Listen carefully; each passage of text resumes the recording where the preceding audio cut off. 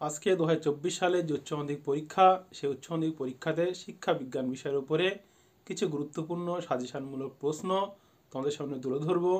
আশা করি এই সাজেশনমূলক বড় প্রশ্নগুলো তোমরা পড়লে তোমরা কিন্তু পরীক্ষাতে ভীষণই উপকৃত হবে এবং তোমাদেরকে আমি এটুকু আশ্বস্ত করতে পারি বা আমার উপরে বিশেষ বিশ্বাস রাখতে পারো, এই প্রশ্নগুলো কিন্তু পড়লে তোমরা কিন্তু পরীক্ষাতে 100%ই উত্তর করে আসতে পারবে। মূল টপিকে যাওয়ার আগে তোমাদের কাছে ছোট্ট একটি অনুরোধ, যদি আমার চ্যানেলে নতুন হয়ে থাকো তাহলে অবশ্যই সাবস্ক্রাইব করো এবং এ ধরনের ভিডিও সবার আগে পেতে পাশে থাকা বেল আইকনে ক্লিক করে অল নোটিফিকেশন অন করে রাখো। বড় প্রশ্নে যাওয়ার আগে তোমাদেরকে আমি একটু প্রশ্ন সম্পর্কে একটু ধারণা দিই। তোমরা জানো যে তোমাদের ফাইনাল পরীক্ষায় 80 নম্বরের প্রশ্নর অ্যান্সার করতে হবে, অর্থাৎ সেখানে 40 নম্বরের বড় প্রশ্ন উত্তর লিখতে হবে এবং 40 নম্বরের ছোট প্রশ্ন তোমাদেরকে লিখতে হবে এবং এই ছোট প্রশ্নের মধ্যে এমসিকিউ এবং এসকিউ সেখানে থাকবে। এখানে দেখে নাও যে 40 নম্বরের বড় প্রশ্ন তোমাদেরকে লিখতে হবে, সেখান থেকে কিন্তু তোমাদের 8 নম্বরের প্রশ্ন কিন্তু 4টে লিখতে হবে আর 4 নম্বরের প্রশ্ন তোমাদেরকে 2টো লিখতে হবে। এখানে বলে রাখি যে প্রথম যে 3টি অধ্যায় অর্থাৎ শিখন কৌশল এবং শিক্ষা রাশিবিজ্ঞান, এই যে 3টি অধ্যায় আছে এখান থেকে তোমাদের কিন্তু 3টে প্রশ্ন থাকবে। তার মধ্যে তোমরা জানো যে তৃতীয় যে অধ্যায় শিক্ষা রাশিবিজ্ঞান, এখান থেকে একটি অঙ্ক তোমাদের থাকবে। অঙ্ক মোটামুটি সহজই থাকে, খুব কঠিন থাকে না, অর্থাৎ মিন মিডিয়ান বা মোড এগুলো নির্ণয় করতে দেয়। তোমরা কিন্তু একটু প্র্যাকটিস করতে গেলেই তোমরা কিন্তু এখানে অঙ্কটা করে আসতে পারো এবং সেখানে কিন্তু 8-এ 8 তোমরা কিন্তু পেতে পারো। এবং দেখা যায় অঙ্কের সঙ্গে অ্যাকচুয়ালি অঙ্কে যে নাম্বার সেটা 6 থাকে বেশিরভাগ ক্ষেত্রেই, আগে বলে দেয় যে মধ্যমান কাকে বলে বা গড় কাকে বলে বা কোনো একটা 2 নম্বরের প্রশ্ন দিয়ে তার সঙ্গে অঙ্কটা দেয়। তো এখান থেকে তোমাদেরকে কিন্তু এরকম প্রশ্ন অর্থাৎ প্রিভিয়াস ইয়ারের যে প্রশ্নগুলো আছে একটু দেখলেই, বা আমি তোমাদের সাজেশনের মধ্যে মোটামুটি ধারণা দিয়েছি, সেগুলো কিন্তু দেখলে তোমাদের একটা আইডিয়া হয়ে যাবে কী ধরনের অঙ্ক পরীক্ষাতে আসে। যারা মনে করছে অঙ্ক আমি পারবো না, একদমই ধরে নিয়েছে যে আমার দ্বারা হবে না, তারা অঙ্ক অধ্যায় ওটা শুধু শর্ট প্রশ্নের জন্য পড়ো আর প্রথম 2টো অধ্যায় থেকে ভীষণ ভালো করে বড় প্রশ্নগুলো তৈরি করো। অল্প কটি প্রশ্ন পড়লেই তুমি কিন্তু পরীক্ষাতে কমন পেয়ে যাবে। অর্থাৎ এখানে তোমাদের যে 12টি অধ্যায়, এই প্রথম 3টে অধ্যায়কে নিয়ে গ্রুপ এ বিভাগ ভাগ করা হয়েছে। পরে গ্রুপ বিতে তোমাদের সংবিধান আছে, ওখান থেকে শিক্ষা সংক্রান্ত বিষয় কিছু আছে। এরপরে তোমাদের আছে সেখানে দেখবে বিশ্ববিদ্যালয় শিক্ষা কমিশন আছে, মাধ্যমিক শিক্ষা কমিশন, কোঠারি কমিশন, জাতীয় শিক্ষানীতি, এই বিষয়গুলো আছে। এখানে বলে রাখি মাধ্যমিক শিক্ষা কমিশন থেকে গতবার প্রশ্ন এসছে, আশা করা যায় এবছরে কোঠারি কমিশন থেকেই প্রশ্ন আসার চান্স বেশি। তাই এখান থেকেও তোমাদের যে 3টে প্রশ্ন আসবে এখানে কিন্তু তোমাকে 2টো প্রশ্নের অ্যান্সার করতে হবে।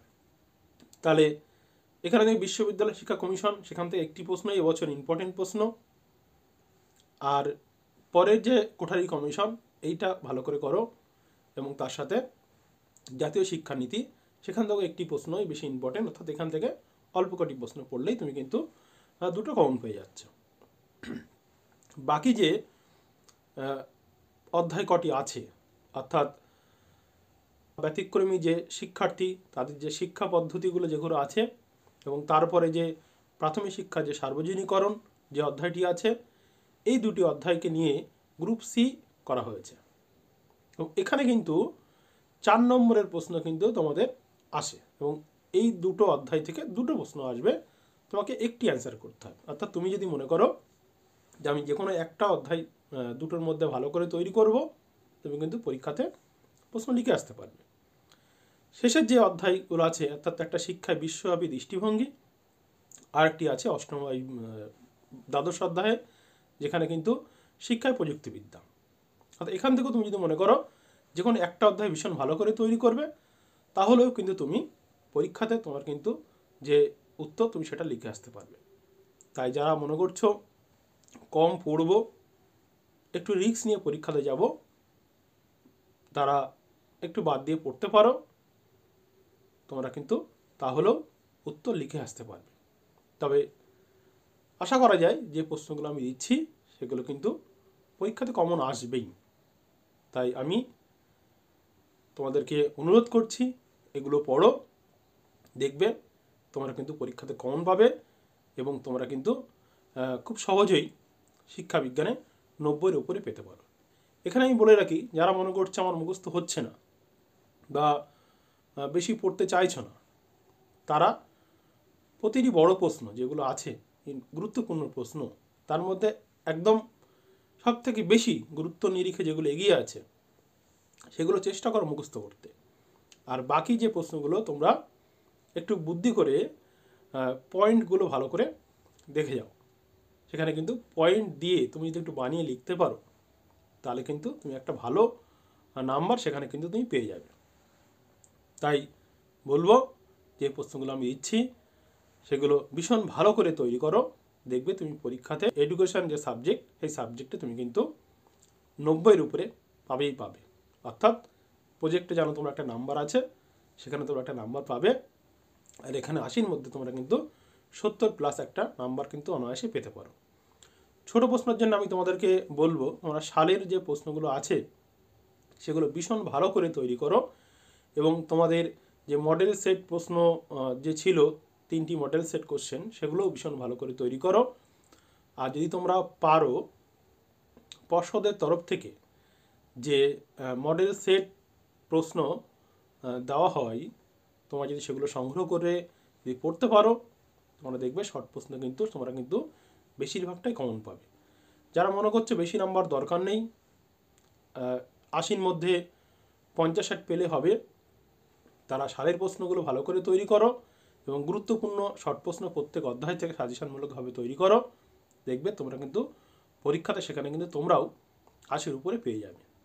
তাই ভীষণ ভালো করে তৈরি করো।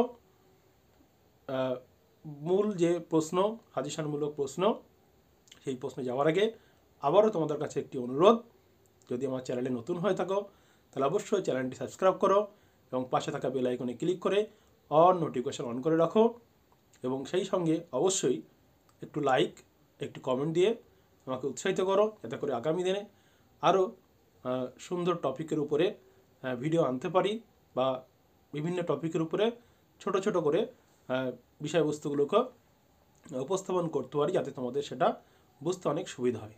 তাহলে চলো দেখে নাও বড় প্রশ্নগুলো, সাজেশনমূলক বড় প্রশ্নগুলো তোমরা দরকার হলে খাতায় লিখে নাও, ভীষণ ইম্পর্টেন্ট এই প্রশ্নগুলি। তাহলে চলো দেখে নাও। শিখন অধ্যায়ের উপরের প্রথম প্রশ্ন, মনোযোগ কাকে বলে? শিক্ষাক্ষেত্রে মনোযোগের গুরুত্ব বা তাৎপর্য লেখো। এটি কিন্তু ভীষণই গুরুত্বপূর্ণ একটি প্রশ্ন। নেক্সট, মনোযোগ কাকে বলে? মনোযোগের শর্ত বা নির্ধারকগুলি সংক্ষেপে আলোচনা করো। পরের প্রশ্ন 3, আগ্রহ বলতে কী বোঝো? শিক্ষাক্ষেত্রে আগ্রহের ভূমিকা সংক্ষেপে লেখো। নেক্সট, পরিণমন কাকে বলে? শিক্ষাক্ষেত্রে পরিণমনের ভূমিকা আলোচনা করো। 5 নম্বর প্রশ্নটি, কার্যত আশা প্রায় নিশ্চিত, চিত্রসহ স্পিয়ারম্যানের দ্বি উপাদান তত্ত্বটি ব্যাখ্যা করো। সংক্ষেপে এর গুরুত্ব বা শিক্ষাগত তাৎপর্য লেখো। এটি অথবা দিয়ে আসতে পারে, সাধারণ মানসিক ক্ষমতা কাকে বলে? স্পিয়ারম্যানের দ্বি উপাদান তত্ত্বটি আলোচনা করো। 6, বুদ্ধির সংজ্ঞা লেখো। সাধারণ মানসিক ক্ষমতা ও বিশেষ মানসিক ক্ষমতার পার্থক্য লেখো। 7, ক্ষমতা কাকে বলে? থার্স্টনের বহু উপাদান তত্ত্বটি চিত্রসহ ব্যাখ্যা করো। এখানে 1, 3, 4, 5 এবং 7 এই কটি প্রশ্ন গুরুত্বের নিরিখে অনেকটাই এগিয়ে। পরের অধ্যায় শিখন কৌশল দেখে নাও। সক্রিয় অনুবর্তনের বৈশিষ্ট্যগুলি লেখো। শিক্ষাক্ষেত্রে সক্রিয় অনুবর্তনের ভূমিকা সংক্ষেপে আলোচনা করো। এটি ভীষণই গুরুত্বপূর্ণ একটি প্রশ্ন। নেক্সট, শিখনের কৌশল হিসাবে স্কিনার বক্স কি? সংক্ষেপে স্কিনার বক্সের পরীক্ষাটি বর্ণনা করো। এটিও গুরুত্বপূর্ণ একটি প্রশ্ন। শিক্ষাক্ষেত্রে প্রাচীন অনুবর্তনের গুরুত্ব লেখো। অনুবর্তন কাকে বলে? এটিও একটি গুরুত্বপূর্ণ প্রশ্ন। অন্তর্দৃষ্টিমূলক শিখন বলতে কী বোঝো? শিক্ষাক্ষেত্রে এর গুরুত্ব লেখো। অর্থাৎ এখানে এই 4টি প্রশ্নের মধ্যে প্রথম 3টির মধ্যেই একটি কার্যত আসা পরীক্ষায় নিশ্চিত। নেক্সট অধ্যায় শিক্ষা রাশিবিজ্ঞান। মোডের সংজ্ঞা দাও। নিচে রাশিমালার মিন মোড নির্ণয় করো। নেক্সট, মধ্যমান কাকে বলে? নিম্নলিখিত পরিসংখ্যান বন্টনের গড় নির্ণয় করো। 3, গড়ের সংজ্ঞা দাও। নিম্নলিখিত পরিসংখ্যা বন্টনের মধ্যমান নির্ণয় করো। 4, মধ্যমান কাকে বলে? নিচের স্কোর বন্টনের মধ্যমান নির্ণয় করো। এখানে দেখতেই পাচ্ছ যে এইভাবেই পরীক্ষায় প্রশ্ন তোমাদের আসে, তাই অঙ্ক একটু প্র্যাকটিস করলেই কিন্তু তোমরা উত্তর করে আসতে পারবে। পরে দেখে নাও গ্রুপ বি এর বিদ্যালয় শিক্ষা কমিশন যে অধ্যায় আছে তার প্রথম প্রশ্ন। স্বাধীন ভারতের প্রথম শিক্ষা কমিশন কোনটি? এই কমিশনের সুপারিশ অনুসারে উচ্চশিক্ষার লক্ষ্যগুলি সংক্ষেপে আলোচনা করো। এখান থেকে একটি প্রশ্ন পড়লেই একটি সাধারণত দেখা যাবে যে তোমরা কিন্তু পরীক্ষাতে কমন পেয়ে যাবে। পরের অধ্যায় মাধ্যমিক শিক্ষা কমিশন। মাধ্যমিক শিক্ষার কাঠামো সংক্রান্ত বিষয়ে মুদালিয়ার কমিশনের সুপারিশগুলি আলোচনা করো। মুদালিয়ার কমিশনের মতে মাধ্যমিক শিক্ষার লক্ষ্য ও উদ্দেশ্যগুলি কী কী? এই প্রসঙ্গে সপ্ত প্রবাহ ধারণাটি বর্ণনা করো। এই দুটি প্রশ্ন এখান থেকে পড়লে তোমাদের হয়ে যাবে। এরপরে দেখো কোঠারি কমিশন। কার্যত কোঠারি কমিশন থেকে 2024 সালে পরীক্ষা আসা প্রায় নিশ্চিত। প্রথম প্রশ্ন, কোঠারি কমিশনের সুপারিশ অনুযায়ী মাধ্যমিক শিক্ষার লক্ষ্য ও উদ্দেশ্যগুলি সংক্ষেপে আলোচনা করো। এটি সবথেকে ভীষণ গুরুত্বপূর্ণ প্রশ্ন। 2, মাধ্যমিক শিক্ষা সংক্রান্ত বিষয়ে কোঠারি কমিশনের সুপারিশগুলি আলোচনা করো। 3, বহুমুখী ও কারিগরি শিক্ষার মধ্যে সম্পর্ক নিরূপণ করো। ঠিক এরকমই একটা প্রশ্ন আসতে পারে এরকমই ধরনের, কারিগরি শিক্ষা কাকে বলে? বৃত্তিমূলক ও কারিগরি শিক্ষার প্রয়োজনীয়তা ব্যাখ্যা করো। এটিও ভীষণ গুরুত্বপূর্ণ প্রশ্ন। প্রাথমিক শিক্ষা সংক্রান্ত কোঠারি কমিশনের সুপারিশগুলি আলোচনা করো।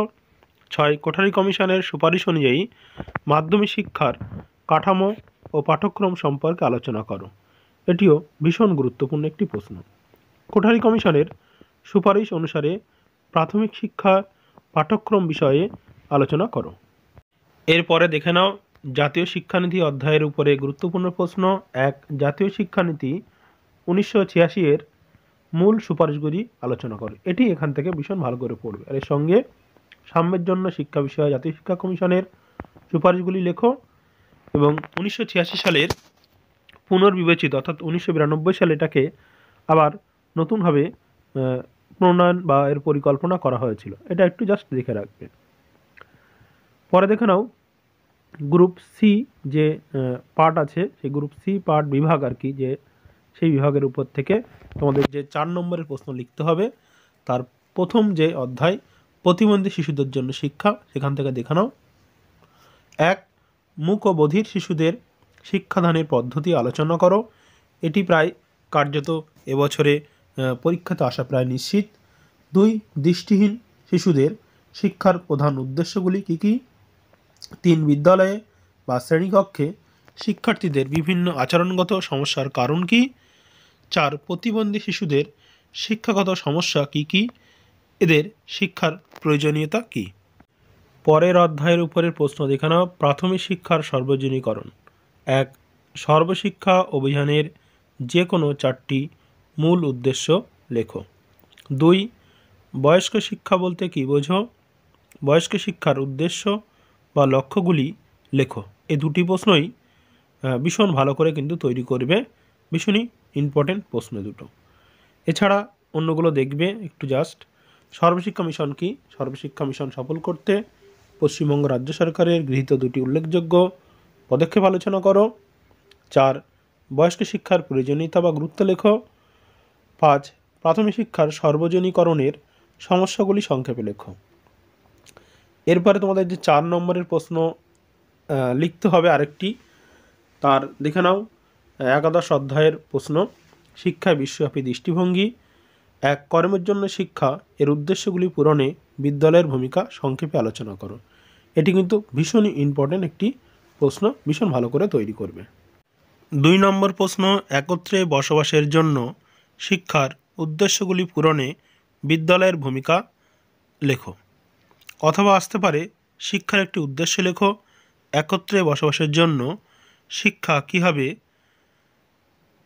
শিক্ষা দ্বারা বা বিদ্যালয় দ্বারা উদ্দেশ্য পূরণ সম্ভব।